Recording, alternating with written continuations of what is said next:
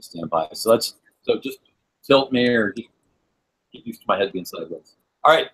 So here we are. We're live. Styrling, take it away. It's your show. Yeah, so welcome to Beyond the Blog. That's another one. Behind the Blog. And this week we're again on the theme of the practice court,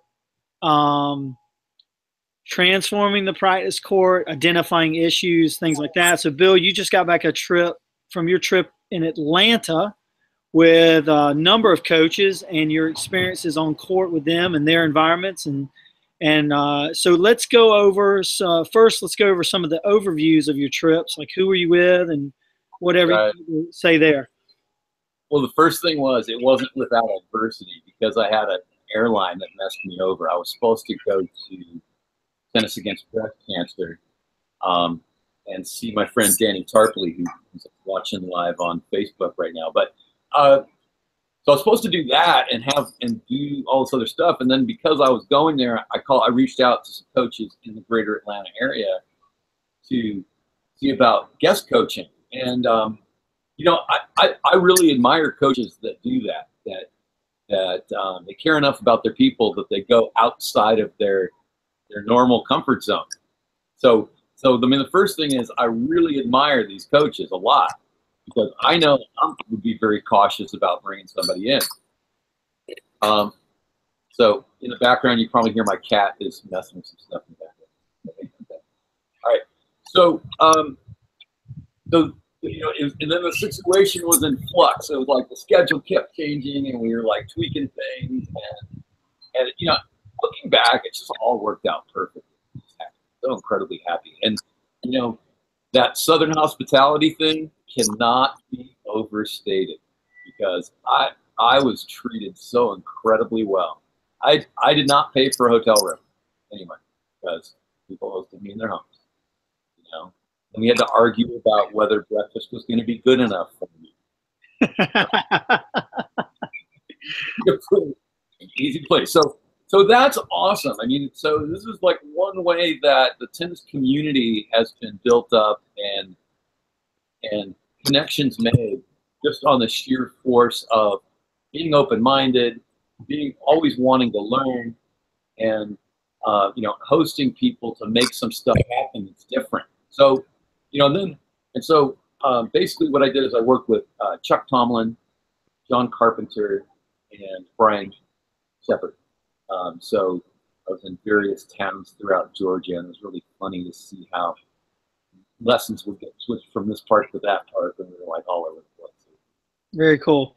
What are some of the let's talk about when you were on the practice court with these three coaches, and you can give us stories about either all three stories or just the ones that stood out in your mind. What are some of the things that came up on the practice court that became issues, and how did y'all go about addressing those with players? I think the first thing is how does athlete-centered coaching present itself on the court? Because, you know, so I was kind of bringing that perspective of the athlete-centered coaching, and I think that everybody kind of took something up from that because of and I use the Socratic method of, you know, asking some tough questions with people and, you know, letting them struggle with those answers. So I think that was different. People aren't used to that. They're not used to their coach asking them a question to check their prior knowledge. And then, you know, if they don't know, not immediately just jumping in with the answer. So I let some people struggle through that, and I think everybody got something out of that. I think they saw how that spurred their curiosity. The other thing was, I think we saw the tension between lecturing and explaining and activity. And this is something that I've always struggled with in my career, is finding that balance. Because you know, just like you don't want to take your medicine, right? You also don't want to listen to a lecture. So how do you find that balance, right? So I mean, there was a moment with with coaches where I felt like one coach was maybe talking a little long, and then that could have been shorter. And then there was time when a coach thought I was talking a little long, and that we needed to get active right now. And my internal clock was already ticking on that. So there's that balance, and because players just naturally assume that they need to hit 10,000 balls, and that's the way to do it, and yet hitting 10,000 balls without the understanding of what you're trying to do is not very productive. So I had this one hyperactive kid, funny kid, really smart, really liked that kid, really sharp. He made some snarky remarks to me, but he was in too big of a hurry. He was way in too big of a hurry. So I brought him over to my side of the court, and his parents were right there, and we all talked together. And I asked him this. I said, "Is it better to hit fewer balls better, or more balls worse?" Which is pretty obvious, right? You know, he's already kind of uncomfortable that we had to stop hitting. He's already uncomfortable with that. Why do we have to come over and talk? I want to hit balls. And I said, so he answers, "It's better to hit fewer balls better." I'm like, good. That's what we're doing right now. We're hitting fewer balls. Correct. Because we're going to talk here, you're going to go back and you're going to hit better. So we talked about not being in such a big hurry, not trying to pull the future forward into the present. Just be present with the shot. Yeah, we can get. That's a whole nother topic. Right. But that's a big issue on the practice court. I mean, that's something in my mind, and one of the pillars of what I address in trying to transform players and transform what the practice court looks like. Nice. Is the issue of players being able to stay in the present moment. Right. So, well, and also the other cool thing was I got to go see where they filmed The Walking Dead, and I took some awesome pictures. Anyway, yeah, absolutely. I'm totally with you on that. All right, so then the other thing that kind of came up too was doing things a different way and opening your mind up to like something completely different. So I was getting a little pushback from the students. There was a little sparring. There was a little mental, emotional, intellectual back and forth. And so there's this gal that, you know, John's coaching, John and Chuck coach, that towards the end of our time, she started to feel comfortable enough that she was sort of talking back to me. And I'm like, okay, this is all right. I mean, I'm up for an argument anytime.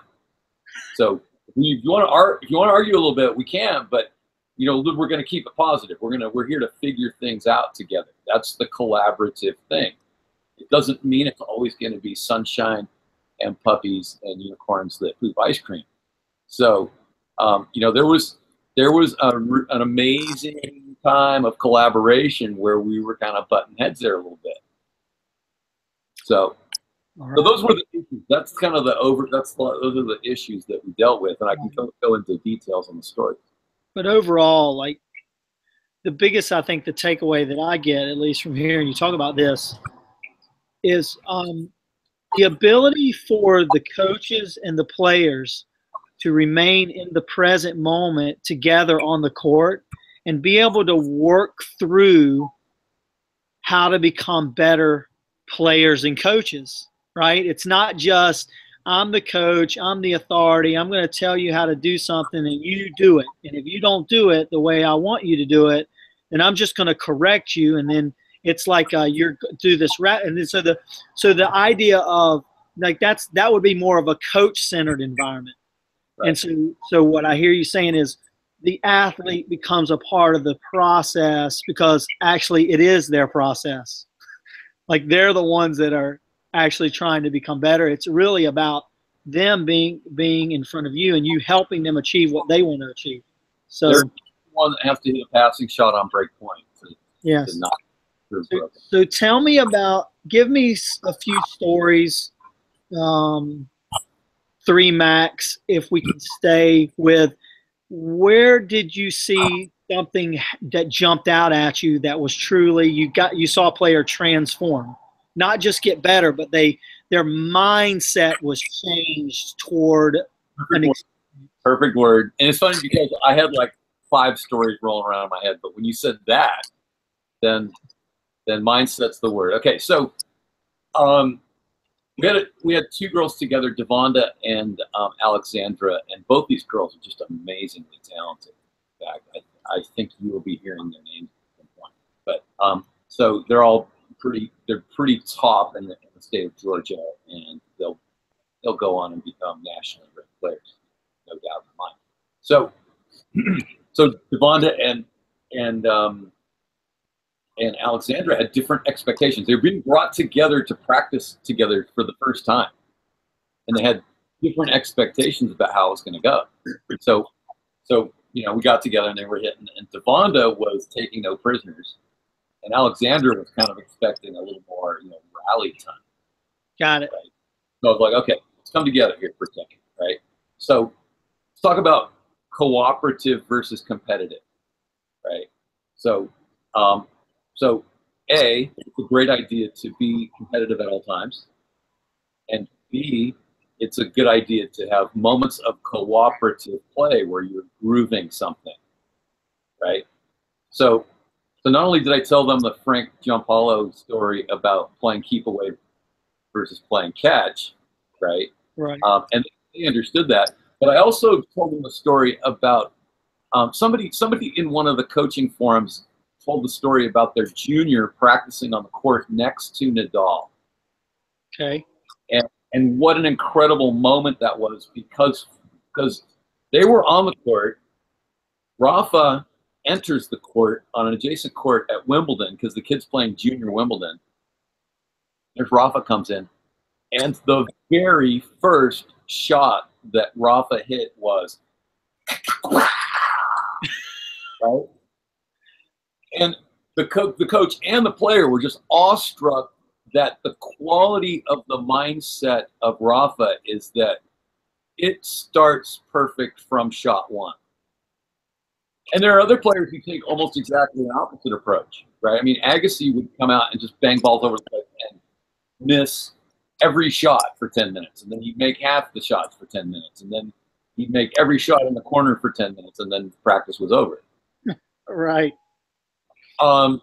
So what I was trying to impress on the girls was this high quality of don't accept errors that are unnecessary, right?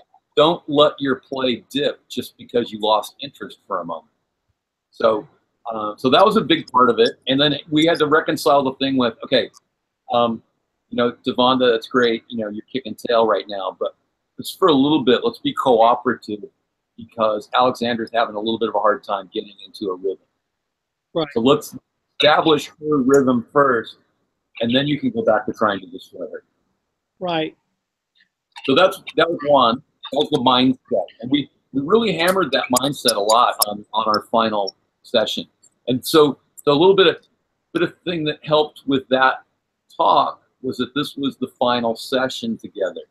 I'd each worked with each player separately alone already, so we'd established sort of a rapport that I could challenge them on. What I hear you saying is, first, the coach needs to define the practice space on the court. What are we actually trying to accomplish here in this phase of practice? Are we trying to find a groove here? Are then are we going to go competitive? And so that's what I hear you saying there. Now, tell me another story of transformation. Either a coach transformed their mindset or a player, because this would be a. Well, yeah, I mean, I don't want to name names, but right. I think when coach saw a different approach, and the coach saw the questioning and the bringing the players together and say, okay, now here's what's happening. What do you want to do next?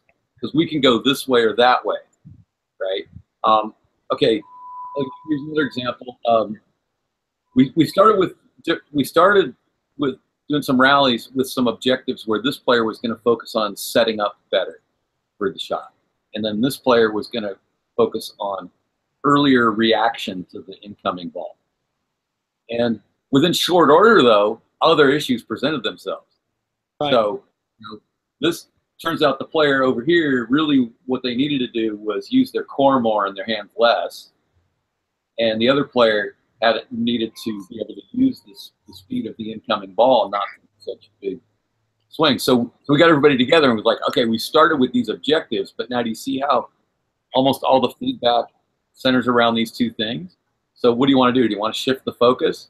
Because it's really most efficient to focus on only one thing. And this is something where I think coaches go wrong, is they try to focus on too many things, or they become serial feedback givers, where every little tiny thing that happens needs to be corrected, and then you're chasing your tail to really accomplish anything. Okay. So I think the coach saw that the whole, let's really drill down into one issue and really focus on that. We might make a couple of casual comments about, hey, hands, whatever. But hey, come back to the objective. Okay, so staying committed. Here's what I hear you saying: staying committed with what the athlete needs to focus on, that's most vital to their performance increasing. So, yes. And then having the athlete weigh in on that and either agree or disagree, or at least have that conversation, because a lot of times, like you said, it's not the players necessarily, they're setting up okay, they're loading for the shot, but they're not using their core, they're not maintaining their core strength through the shot, or it's maybe the timing of the hands. So yeah, so that's great. So one more. Okay. One more comes to mind. It's so funny how this is all working out, because I was like, wow, I hope I have 3 good ones. But the thing that was really amazing is I used the Martin Baroque foam balls with all the players, and they were pretty amazed. And so the second day when I bring the foam ball out, they go, "Yay!" Which is pretty universal. I mean, I once we use that and they really start to learn to engage their core, they look forward to. You use the big ones. And those things are heavy. I felt, we worked on those in California when I went out there. That's very heavy. So speaking of which, I'm going to be making an movie of those. And so if you'd like to order some, I'm going to be getting a large quantity of them soon. So contact me directly and I can get on that order. So anyway, so we use the foam balls, and I don't explain what it does. I get it out, and we rally with 2 hands on both sides, because you can't rally with 1 hand forehand. Send your wrist backwards. But it causes this engagement of the core, and then John made a great comment. He's like, "Hey, well, how is that similar to throwing medicine balls?" And I'm like, "Well, yeah, it's very similar, and it's kind of like part of the whole complex of developing that core movement." Because where when you toss a medicine ball, you kind of get that centripetal force of things going away from you. When you do this, when you're doing this and you're hitting the heavy ball out away from you, then a different part of your core engages. And you get more, for lack of a better word, rigidity at the contact point, which then you can deliver more force. So then what happens is you're using your core more, getting more power from your core, and then you don't have to use your hands as much, and then your hands get in the business of directing the ball so much better. So the kids loved it, especially because they could feel it. And the coaches who saw it were like, "Whoa, I want one of them." So John's going to be ordering a big foam ball and 2 of the smaller ones that come in different weights, which is very interesting, because there's one that's heavier and there's one that's lighter, and it kind of gives a different feeling for how to hit. So yeah, so those were some. So I think the overall point there is, as coaches, let's find all these really great tools that maybe are not part of the conventional wisdom of how to train players, that that give players a chance to really feel something different that's going to be so much better. And then generally what we see, almost universally, I see players hitting the ball 5 to 10 miles an hour faster with less effort. And then after they kind of get over the initial shock of blasting the ball, then their control comes around pretty quickly as well. Okay, so yes. So here's where here's what I heard there. The big because we started out with the idea of the lecturing on court versus the doing, and this seems like this was more of the utilizing. As coaches, we should utilize on court tools in a creative way to develop learning experiences, so that the players get to feel what's going on or feel what's happening, or whether we're doing a physical thing like we're using the foam balls, or we give them a challenge that starts to get them mentally and emotionally more engaged in decision making, shot selection, things like that. So creating an environment that brings transformation to the player, where they are experiencing the transformation firsthand, and they're not being lectured to, like you've always used that example of the funnel, putting a funnel on top of the head and just dumping in information. You got to drill a hole first. Yeah. But I mean, but I think this is why you find a lot of junior players, they regurgitate and repeat coaching cliches, is because they've just been fed this instead of actually come into an environment where the coach creates an environment where we use different tools and different strategies that engage the physical, mental, and emotional part of the player. Yeah, and I think everybody can learn from 2 years ago. They asked Federer, how is it that you hit the ball, right? He's like, I don't know. So look, what we want our players not to know how they do it. It's got to become an unconscious competence. So experiencing the feeling and then knowing how to reproduce that is not something that you can necessarily explain. So, but just as a time, kind of put a neat bow on the whole lecturing versus experience thing. I mean, know what. Hold on a second. I had somebody trying to call me, and I had to shut that off for a second. But anyway, so. I would say whatever you do, try to keep any lecture, to under 3 minutes. And as much as you can, giving things in short bursts of information, like 10 seconds or 42 words, right? Right. Work out to identify some issues, bring people together for under a minute, and go, okay, here's what I saw here. You want to work on that. You want to work on that. You want to work on that. Okay, go. Boom. But yet, with something like visual training for tennis, it takes some lecture time. I mean, it's going to be a 5 to 10 minute lecture with some real high activities mixed in. But it's an in-depth thing, and players at the 3-5, 4-0, 4-5 level are going to need some lecture time. They're going to have to have a deeper understanding of some things, and they're going to have to discipline themselves to listen and talk and have a conversation for a moment and not do that mindless hitting of the ball thing that got them stuck at the 3-5 to 4 level. Right. Well, this has been great. I mean, I think this behind the blog show is turning out to be exactly what we intended it to be, which is a conversation that gives anyone that reads the blog that's upcoming. It's going to be released in the next you're going to release it today, over the next couple of days. Maybe tomorrow. Yeah, maybe tomorrow. That's fine. We release it out on the usatenniscoach.wordpress.com site. And it gives, when you're watching this, it may give you a little bit more insight when you actually read the blog. And that's what we're trying to accomplish, Bill and I, here with Behind the Blog, is to give you a little bit better understanding of where the actually story came from, the blog came from, and experience us live as well. So it's always good to see you, Bill. Thank you. And then just going to make another quick plug because I'm wearing my Scorpion shirt because I'm going to be heading to the Western Desert, so how appropriate, right? So I'm coming through the Southwest,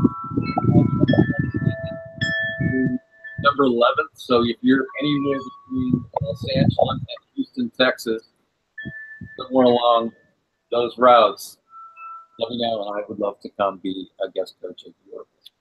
All right, that sounds good. Well, but I think that is going to do it for this week, and look forward to getting the blog out to everyone. Have a great week, and we'll talk to you next time. Thanks, Bill.